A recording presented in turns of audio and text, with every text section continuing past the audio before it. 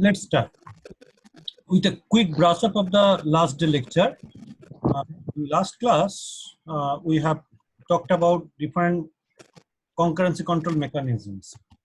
Like, first of all, we have talked about the log-based protocol, and we have seen that one popular log-based protocol is two-phase locking protocol, and there are many variants also, like rigorous strict two-phase locking protocol, rigorous two-phase locking protocol.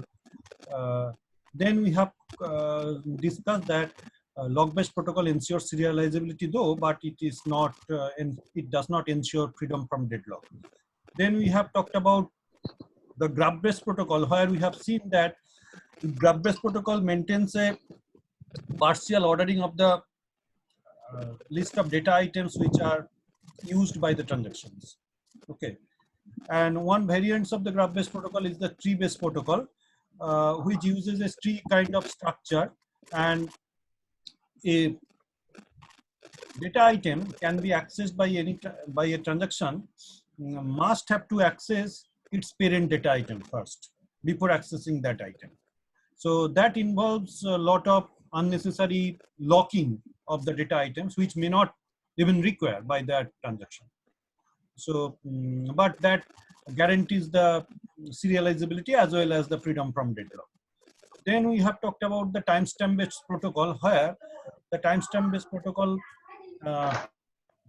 uses for each data item two timestamp values. One is the write timestamp value, and another is the read timestamp value. And read operation of the timestamp and write operation of the timestamp protocols are also discussed. And we have seen that timestamp-based protocol also ensures serializability as well as the freedom from deadlock. Okay. So next we will discuss next we have discussed the Thomas Wright rules, which is a variant of timestamp-based protocol. Now today we will be discussing about the validation-based protocol. Okay, and that will be the end of the protocols of different concurrency control mechanisms. Then we will go to the deadlock prevention, deadlock handling strategy. Okay, now let's discuss about the validation-based protocol. Validation protocol actually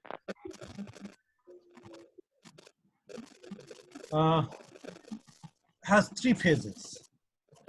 It has read and execution phase, it has validation phase, and followed by the write phase. So read and execution, in the read and execution phase, the transaction TI writes only to the temporary local variable. It only writes to the temporary local variable, and then it goes to the validation phase. And in the validation phase, the transaction performs a validation test to determine if the local variables can be written without violating any serializability or not. Okay, if the validation test is passed, if validation test is okay, then it goes to the write phase. So in the write phase, the validation-based protocol actually does the following. The transaction TI in the validation-based protocol in write phase is validated in the write phase, and if that is validated in the previous stage, then the updates are applied to the database. That means the updates are applied means the write operation of the database are done to the database. As we have discussed that in the first phase, that is the read or execution phase, the transaction TI writes only to the temporary variable. That means that value is not being reflected to the database permanently. And once the read operation or the read phase is over, the transaction goes to the validation phase, where a validation test will be done. And if the validation test is done correctly, if the transaction TI passes the validation test, then it goes to the write phase. And in the write phase, the transaction, if it is already validated, that actually performs the write operation on the data item permanently. If the validation phase is not true, means if the validation test is failed, then the transaction Ti, which is performing the validation test, will be rolled back. Means the requesting transaction for performing the right operation will be rolled back. Basically, that means that requesting transaction will not be will not complete. It will be rolled back. So the three phases of concurrently executing transaction can be interleaved.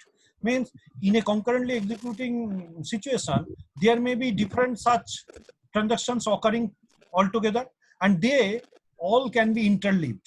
That means this read, validation, and write phases of every transactions can be interleaved such that the concurrency can be enhanced.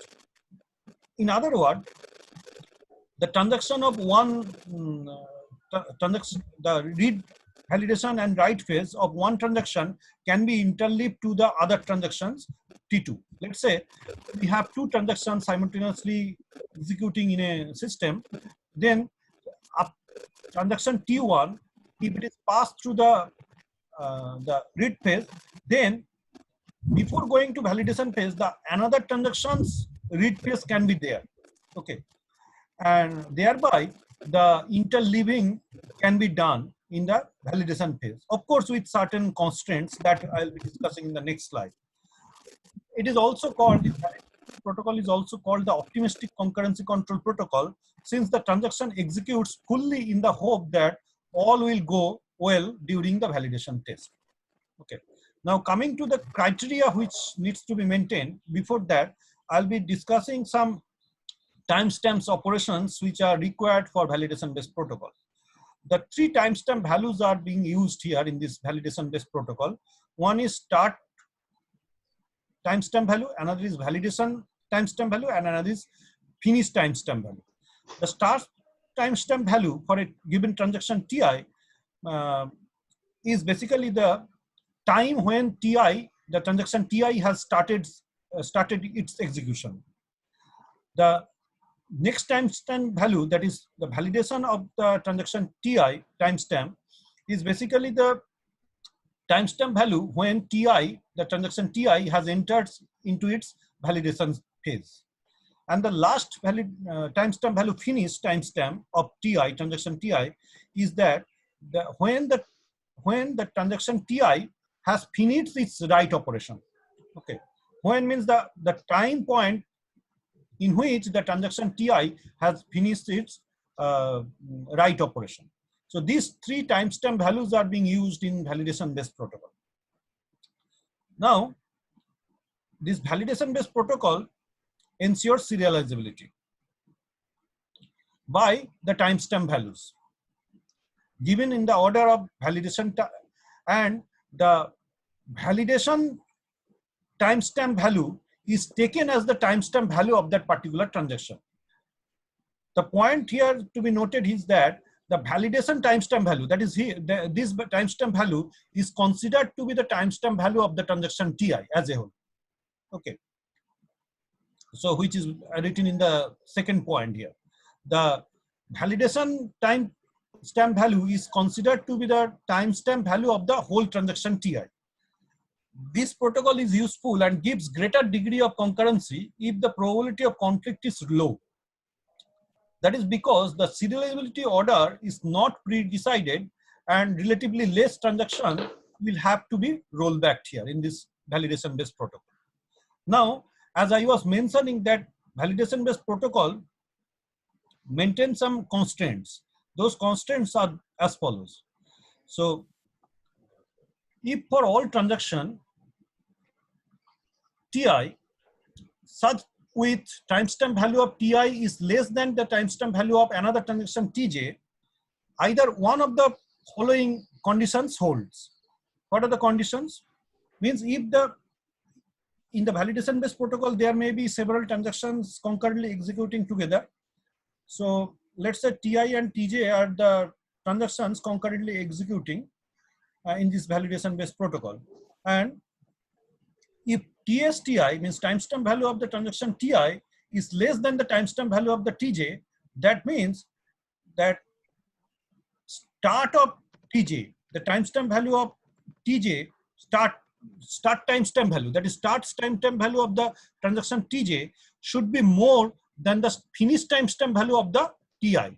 Either this condition will be satisfied or the second condition. That is, second condition is that finish timestamp value of the transaction Ti should be more than the start timestamp value of the transaction Tj, and the timestamp value of the transaction Tj will, the validation timestamp value of the Tj transaction will be more than the finish timestamp value of the transaction Ti.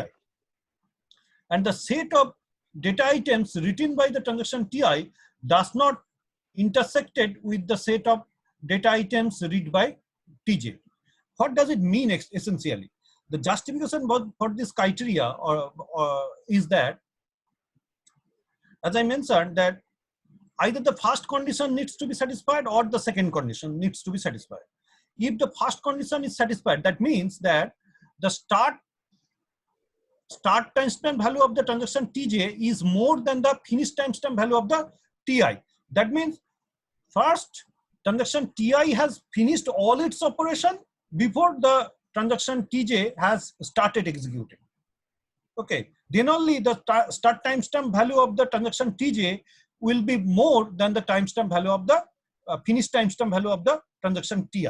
Means there will be no intersection operations between the transaction Ti and Tj.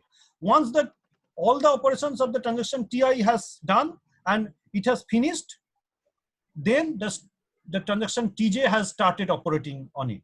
Okay, this is the one criteria, and another criteria is that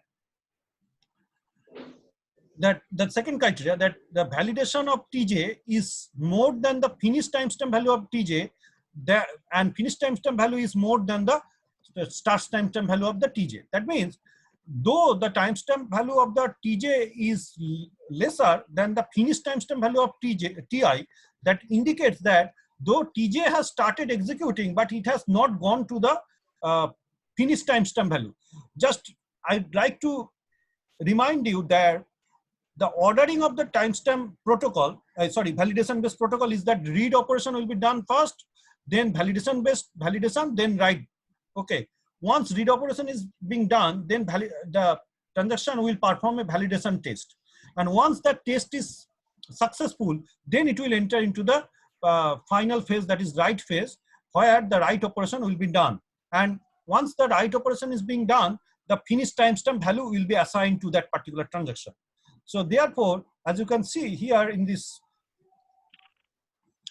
second criteria, that validation of transaction Tj, timestamp value of validation timestamp of transaction Tj is more than the finish timestamp value of the transaction Ti, and that is more than the start timestamp value of the Tj. That indicates that though transaction Tj has started executing, but it has not entered into the validation phase before the transaction Ti has finished its all operation. Is it clear to you all?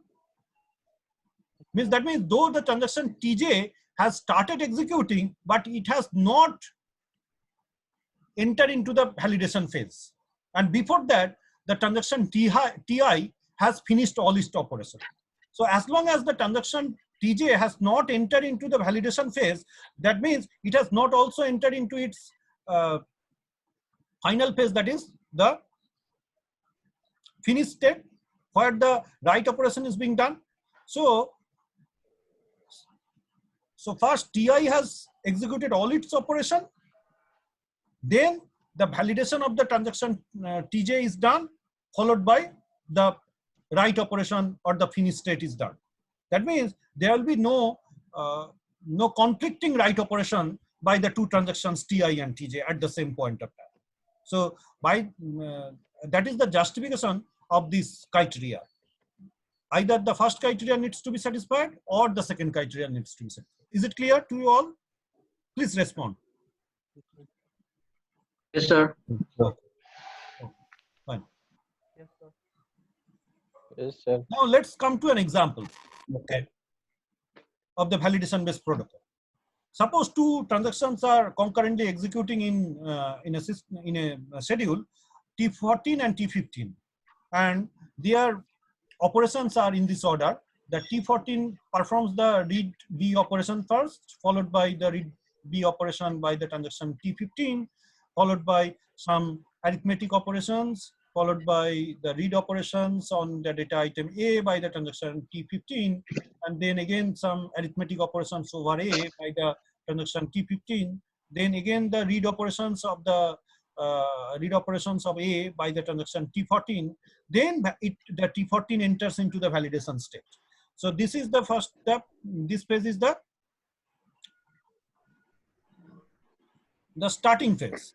This is the starting phase. Then the T14 enters into the validation phase. Then it displays, once the validation phase is over successfully, then it displays the result A plus B. Okay. Then the T15 enters into the validation state. Now here note that though T14 has started before T15 has started, but before T15 has entered into its validation state, it has finished all its operation. So therefore, before T15 has entered into its validation state, followed by the finished state or writing phase, the T14 has performed all its operation or finished all its operation. Therefore, it is satisfying the validation-based protocol. Is it clear? Is this example clear to you all? Yes, sir. Okay, fine. Now I'll be going to the, so that's actually the end as far as our syllabus is concerned. That's actually the ends of the concurrency control protocol. Different concurrency protocols are over with this validation based protocol. So overall, just to summarize what concurrency based protocol we have discussed. First, we discussed about the lock based protocol. There we have seen the two-phase locking protocol. Then we have discussed about rigorous two-phase locking protocol, then strict two-phase locking protocol. Then we have discussed about graph-based protocol, where we have discussed the different, one variants of graph-based protocol called the tree-based protocol. Then we have talked about the timestamp-based protocol. Then today we have discussed the validation-based protocol. And that's actually the ends of different protocols used up, popularly used up for concurrency control mechanisms. Now we'll be moving up quickly to the deadlock.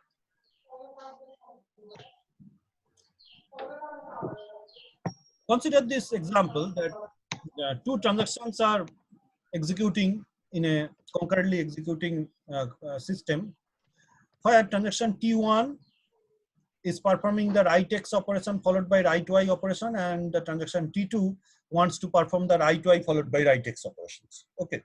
Now, in this schedule is actually looking like this. The transaction T1 first, to perform the write X operation, first transaction T1 will have the lock in exclusive mode. Okay. So transaction T1 is having the exclusive mode locking on the data item X. Then it performs the write operation over the data item X. Then the transaction T2 is having the lock in exclusive mode on the data item Y to perform the write operation. Sorry, a small correction is required here. It should not be X, it is Y basically. Okay. Okay. Just a small correction.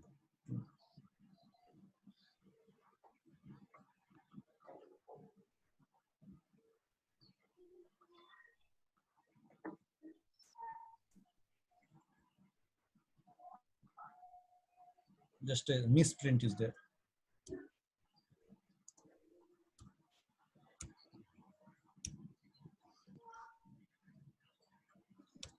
So transaction T2 is having the lock in exclusive mode over the data item Y. Then the write operation over the data item Y is done.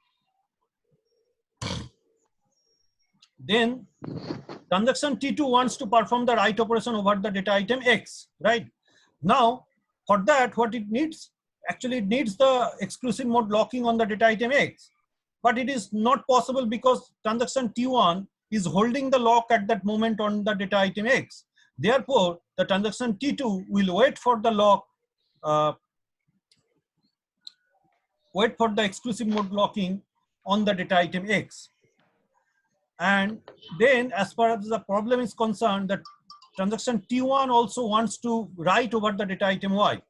So therefore, transaction T1 also wants to have the exclusive mode locking on the data item Y, but it will not be granted because the exclusive mode locking on the data item Y is being done by the transaction T2 and it has not been released so far. So therefore, the transaction T1 will wait for the exclusive mode locking on the data item Y. And now look at the situation once again, that if we minutely observe, we can see that both the transaction T1 and T2 cannot proceed because both the transactions are waiting for lock, exclusive mode lock, which is being held by the another transaction. So therefore, the transaction, this schedule will be in deadlock situation. Is it clear to you all? Yes, sir. Is it clear? Yes, sir. Yes, sir. Yes, sir. Now, to handle this sort of situation,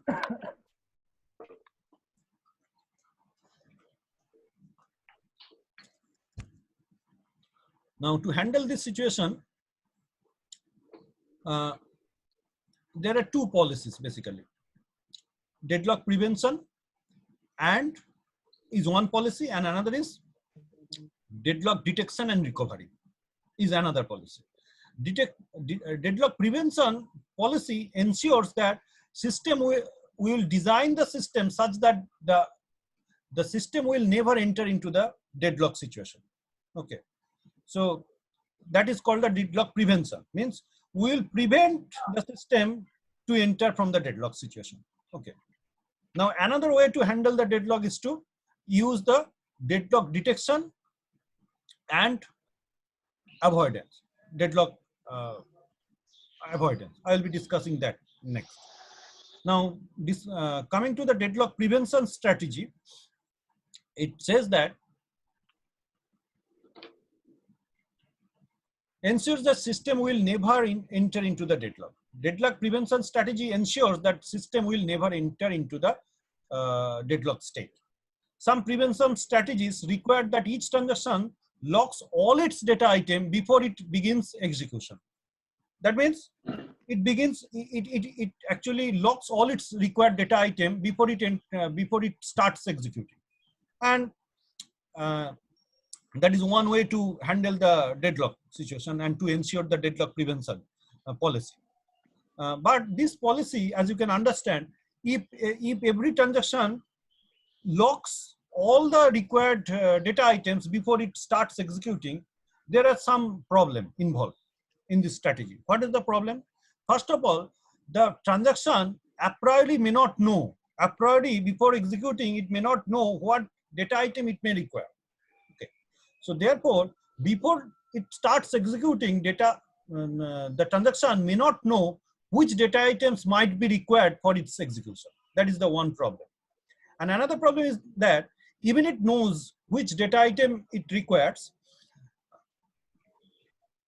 then if it locks all the data items which might be required or which may require in future, if it locks all the data item in exclusive mode locking, so other transaction will not have the access to those data items. Okay, so that is the second disadvantage of this policy, and thereby it reduces the concurrency of the system or degrades the performance. Now, another policy that imposes the partial ordering of all the data items, right? We have studied in case of the graph-based protocol. In case of the graph-based protocol, as you have seen, that graph-based protocol maintains a list of partial list of ordering of the data items which will be used up by a particular transaction. So that policy we have already talked about it, and that may be imposed for deadlock prevention strategy. But that policy is also not very good because it requires unnecessary locking mechanisms. Okay. Now, for deadlock handling, as I have mentioned, that two strategies can be there. One strategy is to avoid the deadlock, means to prevent the deadlock, means where the system will not allow to enter into the deadlock state, that is the deadlock prevention strategy. Another strategy is to deadlock detection and recovery. Okay, another strategy is to have the deadlock detection, and if deadlock is detected, then it will be recovered. So that is the second policy. Now,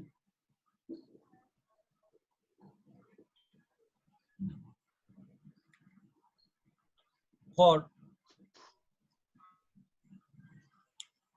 deadlock prevention strategy, as I mentioned, that required that each transaction locks all the data items before it begins execution. That is pre-declaration policy, which may not be possible always, because because the transaction may not know a priori which data items might be required.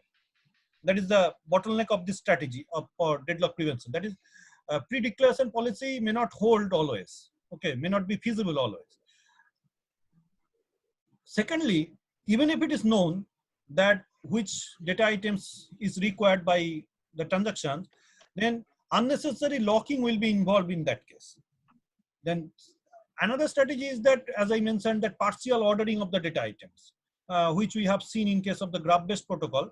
But that policy also is not foolproof, because graph-based policy also we have seen that requires unnecessary locking of the data items, which may not also require. Okay, I have 10 minutes left. Okay, in this session, so I'll finish it up in this. So limitation of this pre-declaration policy, as I mentioned, that it often hard to predict before the transaction begins what data items need to be locked, and data items utilization may be very low. And since many of the data items may be locked but unused for a long time, so that the limitations of this pre-declaration policy. Now, some more deadlock prevention strategies are wait and die and wound and wait policy. What is those policies? Listen to this. These two policies are very important policies, that wait and die scheme and wound and wait scheme. Wait and die scheme actually is a non-preemptive policy, where older transaction may wait for younger one to release the data item voluntarily. Okay, so in case of the wait and die policy, older transaction may wait for the younger transaction to release the data item voluntarily. Okay, or to finish its operation. Okay, younger transaction to finish its operation, to release the data item. But younger transaction will not wait, rather it will die out. Okay, younger transaction will not wait for the older transaction to release its lock, rather it will die out. Okay, so this policy is called a wait and die policy for deadlock prevention. It is actually a non-preemptive policy, as the transactions, in particular the older transaction, will wait for the younger transaction to voluntarily release its locks, rather than forcefully preempt the data item from it. Okay, forcefully snatch the data item from it. So, for example, suppose a transaction T14, T15, and T16 have timestamps values 5, 10, and 15 respectively. Okay, so there are 3 transactions occurring simultaneously with this timestamp values 5, 10, and 15 respectively. If T14 requests a data item held by T15, so T14 is the oldest transaction, and T16 is the newest transaction. So T14 requests a data item which is presently being held by the transaction T15. Then T14 will wait. Okay, T14 will wait because it is an older transaction. As far as this policy is concerned, older transaction will wait for the newer transaction to voluntarily release the data item. However, if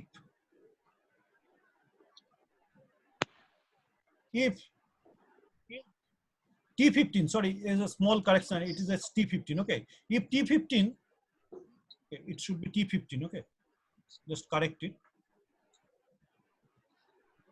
If T15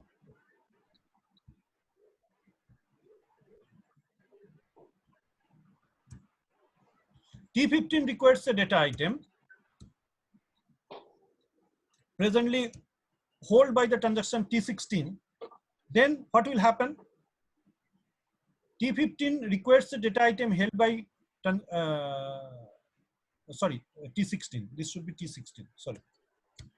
T16 requires a data item held by T15. That means T16 is the newer transaction which is requesting a data item which is presently held by the transaction T15. Then according to this policy, the newer transaction will not wait, rather it will die out. That means T16 will not wait for the older transaction T15 to release its lock, rather it will be die out and roll back. Is it clear? Because T16 is the newer transaction. Okay, T16 requests a data item held by T15, then T16 will be rolled back. It will not wait, rather it will die out. Is it clear? According to this policy. Yes, sir. This policy is clear? So now, Yes, sir. coming to another strategy, the wound and wait strategy. Previous strategy was a non-preemptive policy. Now, wound and wait policy is a preemptive policy where older transaction wounds the younger transaction. Wounds means force rollback instead of waiting for it. And in the younger transaction may wait for the older one. Let's consider this example. Transactions having T14, T15 and T16 respectively in a concurrently executing system. If T14 requests a data item held by T15, if T14 requests a data item held by T15, then what will happen?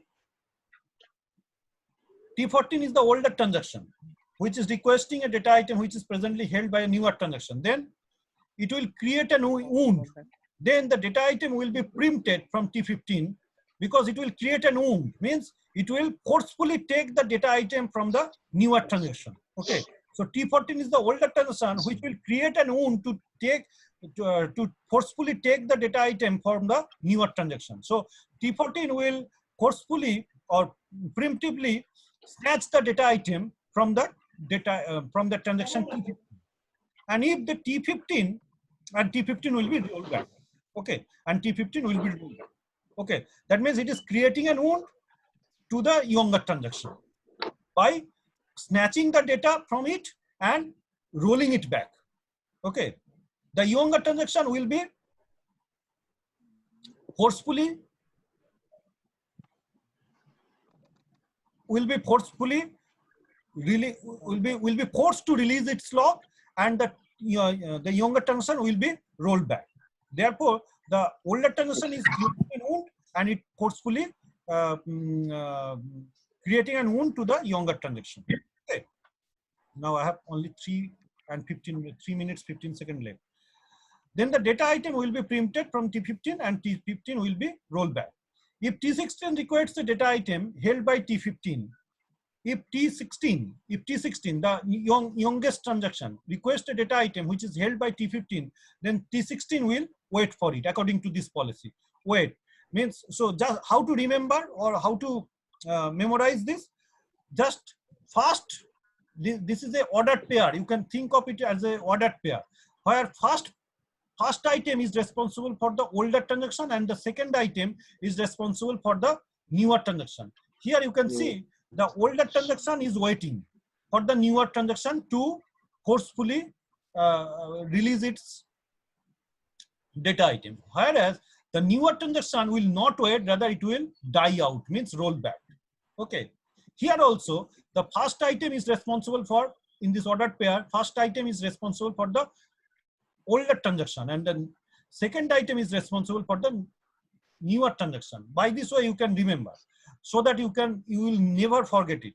So the first transaction, that means the younger transaction will wait, not wait, it will create a wound to the younger transaction to forcefully snatch the data item from it, and younger transaction will be rolled. Whereas younger transaction will not wait for the older transaction to release, rather it will die out. So is it clear to you all how to remember? So these are the different deadlock prevention strategies or we discussed today. So now in the next class we will discuss about the deadlock detection and recovery mechanism, because I don't have much time left today.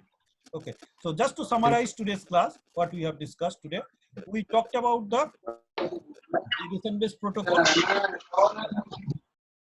Okay, just to summarize the today's lecture, we have talked about the validation-based protocol, giving an introduction, giving a quick brush up to the previously covered topic. There are different validation-based protocol. Then we have discussed the deadlock situations, what is deadlock situation, how we can prevent it. That's all for today. Thank you for listening. Okay. Thank you, sir. Thank you, sir. Everyone please take Thank you, sir. responsibility to give attendance in the Google Classroom. Okay. If you have any doubts, you can Yes, sir. pose question in the Google Classroom. Okay. If you have any doubts. Okay. Any doubt? Yes, sir. Thank you, sir. Any doubt, please? Thank you, sir. Any queries? Okay. Okay. Thank you for listening. I have recorded all the total. Thank you, sir. Okay, sir. Somebody please give the attendance to the Google Classroom. Okay. Send the list.